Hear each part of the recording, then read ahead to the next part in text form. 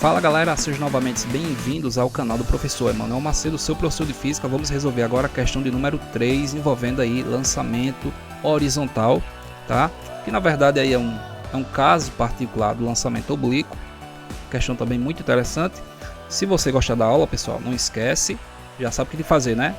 Deixa o like, se inscreve no canal, compartilha essa aula e ajuda o canal aqui do professor a continuar crescendo, beleza? Então pessoal, vamos lá, vamos para a questão de número 3, uma questão da Universidade Estadual de Feira de Santana da Bahia, vestibular de 2018. Então é uma questão também bastante recente, tá? Pessoal, a questão fala assim, ó: da borda de uma mesa, uma esfera é lançada horizontalmente. Já sabemos que não é um lançamento oblíquo, é um lançamento horizontal de uma altura h com velocidade inicial v0. Após cair livre de resistência do ar, a esfera toca o solo horizontal em um ponto que está a uma distância da vertical que passa pelo ponto de partida, como representado na figura. Então, pessoal, aqui está a figura, ó. Temos uma mesa, da borda dessa mesa é lançada uma esfera de maneira horizontal, ok? E essa esfera, ó, descreve um arco de parábola e vai tocar o solo nesse ponto aqui. Ou seja, ela fica a uma distância de praticamente do pezinho da mesa, tá? Essa distância aqui é a distância horizontal ou o alcance descrito pela esfera. Considerando que a gravidade local tem módulo G, o valor da velocidade inicial é... Então ele quer que você descubra uma expressão, ó, nota aqui as alternativas como estão. Ele quer que você descubra uma expressão para essa velocidade inicial. Então assim, o lançamento horizontal, pessoal, de uma certa forma, é semelhante a um lançamento oblíquo. É um movimento que acontece em duas dimensões, tá? É um movimento bidimensional. É um movimento onde uma parte do movimento é em MRU e outra parte é em MRUV. E as equações obtidas tanto para o MRU como para o MRUV são trabalhadas aqui nesse movimento, tá? Então é comum a gente trabalhar o lançamento oblíquo e o lançamento horizontal simultaneamente, porque eles são praticamente...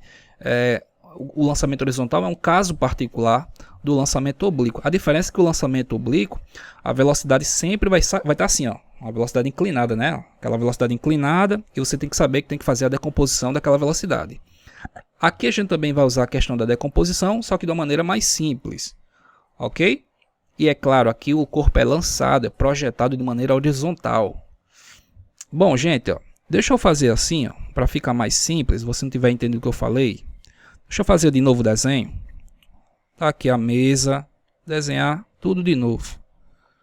Às vezes quando você coloca o vídeo no YouTube, às vezes parece que você acha que vai aparecer melhor a resolução e às vezes fica meio... não dá para ver, né, direitinho.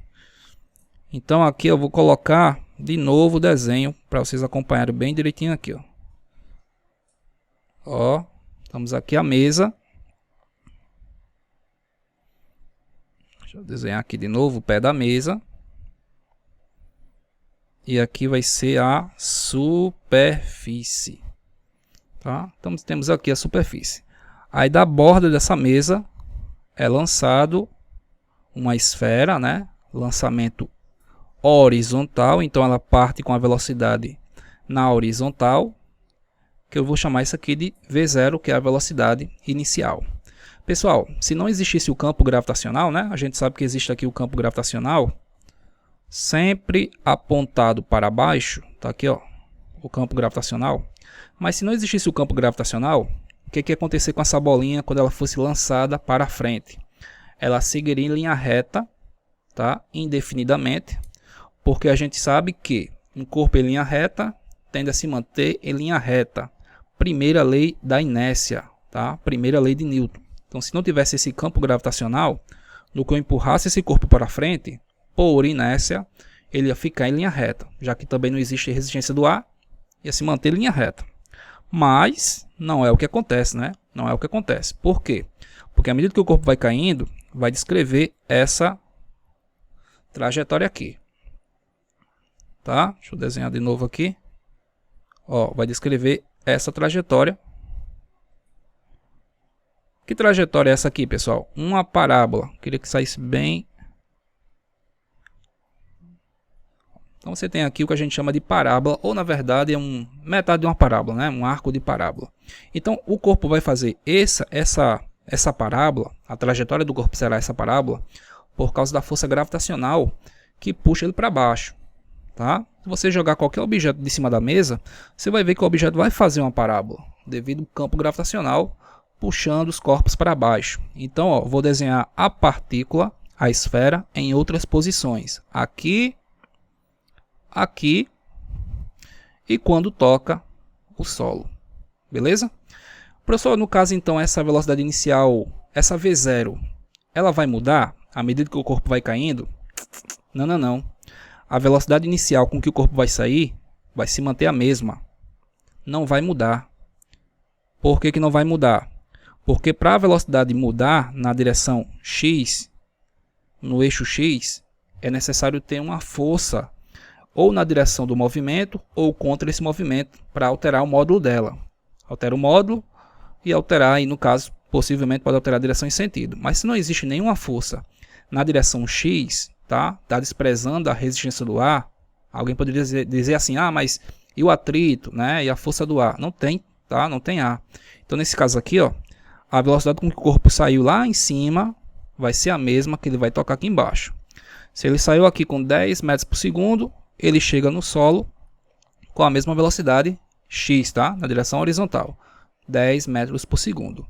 Porém, a VY, veja bem, a VY, a componente da velocidade y, ela não será constante. Nota que inicialmente o corpo não tem velocidade inicial y. Até porque ele vai ser lançado de maneira horizontal. Então não faz sentido a gente dizer que ele vai ter velocidade inicial y. Tá? Não tem velocidade inicial y na hora que a esfera está sendo projetada aqui, ó, na borda da mesa. Mas, à medida que o corpo vai caindo, ó, a velocidade inicial y vai aumentando. Vou chamar isso aqui apenas de VY, tá? Ó, VY vai aumentando. Ó, a VY vai ficando cada vez maior. De forma que quando ela toca o solo, ela já tem uma velocidade altíssima, né? Porque à medida que ela vai caindo, tem a força gravitacional puxando o corpo para baixo, aí a VY vai aumentando. Então, a VY, ela não é constante. Ela vai variar o quê? O seu módulo. À medida que o corpo vai caindo, a VY vai aumentando porque o movimento é acelerado. Beleza? Então, nesse caso, VY não tem módulo constante, o módulo é variável. Já sabemos essas coisinhas aqui.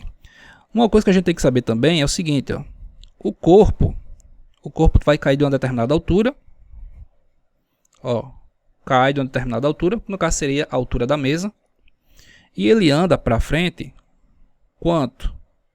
Uma distância que a gente chama de d. Então isso aqui é a distância que o corpo andou para frente, beleza? Bom, então a gente já sabe o seguinte, ó, esse movimento aqui, esse lançamento horizontal, uma parte é MRU, ou seja, uma parte do corpo anda em MRU, no eixo X, né, ó, no eixo X ou na direção horizontal, e uma parte ele anda em MRUV.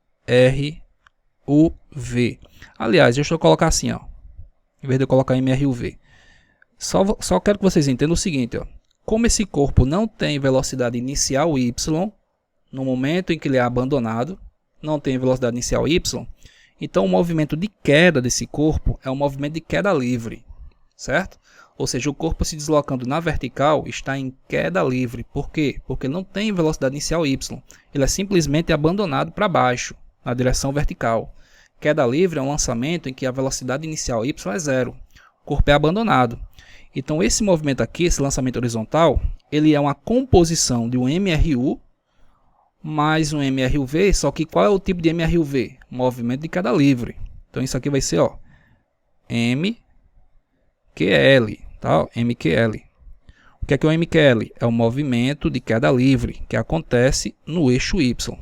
Então a soma desses dois movimentos, de um MRU mais um MQL, vai me dar o que a gente chama de lançamento horizontal, certo? É um MRU, corpo andando para frente e não está mudando seu módulo, é constante o módulo da velocidade, e caindo é um movimento de queda livre, certo?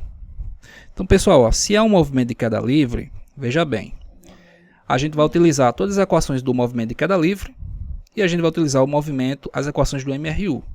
No MRU, você deve lembrar,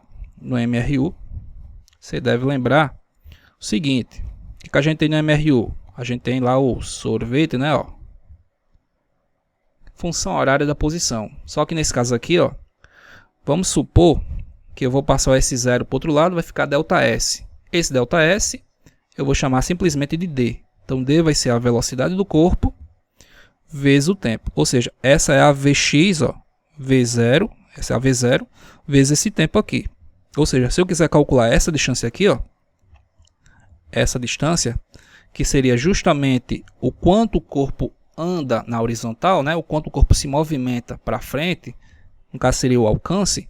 Para eu saber esse alcance aqui, essa distância, eu faço o quê?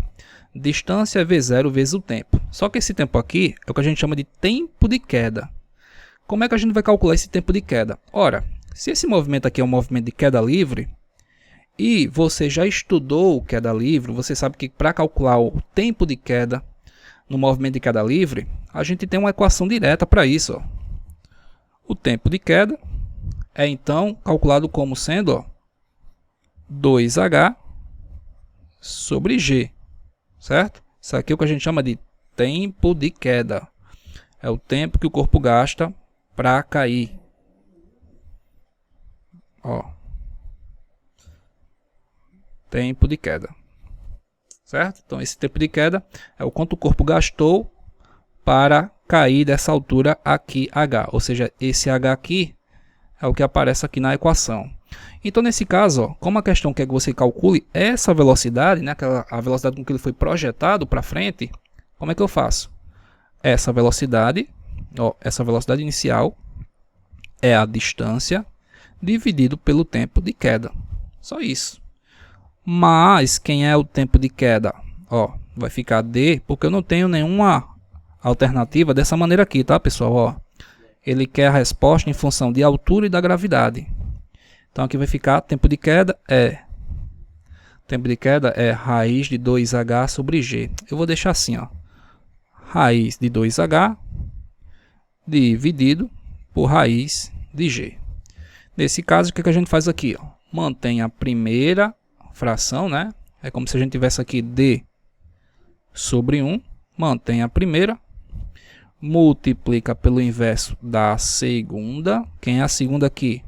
Raiz de G dividido por raiz de 2H.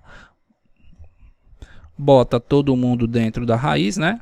Vai ficar D que multiplica G 2H. Esse meu H está parecendo um 4. Então, pessoal, ó, essa equação aqui, essa resposta que a gente chegou aqui é como se calcula a velocidade inicial, né? Então, nesse caso, ficou como? D, que é a distância, multiplicado pela raiz de G dividido por 2H. Então, aqui a gente vai ter como resposta, ó, ficou um pouquinho apagado, pessoal. E ficou um pouquinho pequeno, mas é a letra E, tá? A letra E está dizendo o quê? D que multiplica raiz de G dividido por 2H. A gente chegou numa expressão aí diretamente. Mas é bom que a gente dê uma explanação legal aí sobre o que é um lançamento horizontal, tá? Não tem muita novidade, praticamente a mesma coisa que o lançamento oblíquo. A diferença é que no lançamento oblíquo a velocidade é inclinada, formando um ângulo ou com a vertical ou com a horizontal. Mas em termos de altura máxima, né, vai ter nem a altura máxima a gente tem como calcular aqui, claro, né? Mas tem alcance, praticamente a mesma coisa. Saber que na direção X o movimento é uniforme, ok? E caindo o corpo está em MRU. Nesse caso aqui, lançamento horizontal é um MQL, certo, gente? Letra E de Emanuel para finalizar a nossa questão hoje. Valeu, galera. Fiquem atentos à próxima questão. Aquele abraço.